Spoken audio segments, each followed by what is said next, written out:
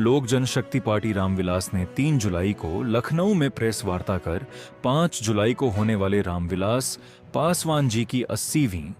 जयंती समारोह की तैयारियों की जानकारी दी।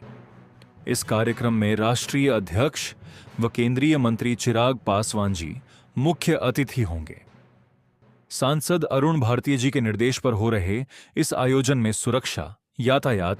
व जन भागीदारी पर चर्चा हुई। प्रदेश अध्यक्ष अरविंद पासवान जी ने कहा कि रामविलास जी का जीवन सामाजिक न्याय को समर्पित रहा। सभी कार्यकर्ताओं ने जयंती को ऐतिहासिक बनाने का संकल्प लिया। जिंदाबाद जिंदाबाद जिंदाबाद जिंदाबाद जिंदाबाद। अपने पार्टी के संस्थापक स्वर्गीय रामविलास पासवान जी की जयंती हर साल 5 जुलाई को पूरे देश में धूमधाम से मनाते हैं और बिहार चुनाव में जो सफलता मिली उसके बाद से जो लगातार पार्टी उत्तर प्रदेश में पासवान समाज, दलित समाज की आवाज़ को मजबूती से उठाने का जो काम कर रही है, इसको लेकर के समाज की तरफ से एक बड़ी इस बार उम्मीद थी और हम लोगों के सामने प्रकट की गई कि हमारे संस्थापक के जन्म दिवस को जन उत्सव के रूप में मनाया जाए और ये लखनऊ में मनाया जाए, जिस दिन पूरे उत्तर प्रदेश में हमारे जितने भी कार्यकर्ता हैं, हमारे समाज के लोग हैं, सभी लोग लखनऊ आकर के राष्ट्रीय अध्यक्ष जी का स्वागत भी करेंगे और पार्टी के संस्थापक स्वर्गीय रामविलास पासवान जी की जयंती को भी बड़े धूमधाम से मनाएंगे। इस जन्मोत्सव में पार्टी के विस्तार को लेकर के, उनके जो विचार थे, जो उद्देश्य थे, उसको लेकर के और पूरे समाज की बेहतरी के लिए आने वाले चुनावों में उत्तर प्रदेश में लोक जनशक्ति पार्टी रामविलास का, हमारे नेता का क्या विचार है, इस बारे में भी रखा जाएगा। चाहे वो कसमंडी कला का मुद्दा हो, चाहे वो बहराइच में महाराजा सुहेलदेव पासी जी का मुद्दा हो, चाहे कड़ेदीन पासी जी का मुद्दा हो, इन सारे मुद्दों पर हमारे राष्ट्रीय अध्यक्ष चिराग पासवान अपने पार्टी के संस्थापक स्वर्गीय रामविलास पासवान जी को श्रद्धांजलि देने के साथ साथ जन्मोत्सव के बाद इन मुद्दों पर भी अपने विचार रखेंगे और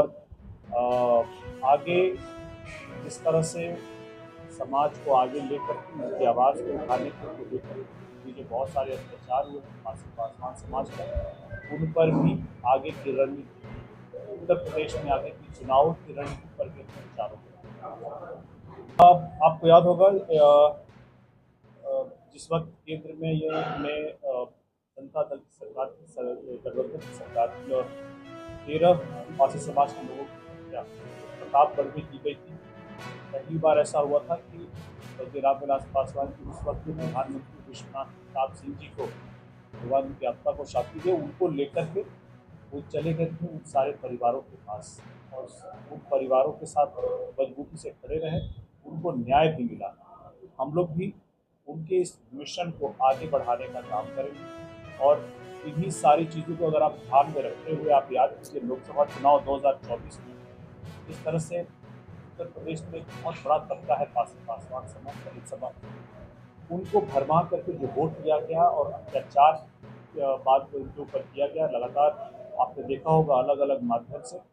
मगर वोट लेने के बाद उस समाज के साथ खड़े रहने का काम न सपा ने किया न कांग्रेस ने।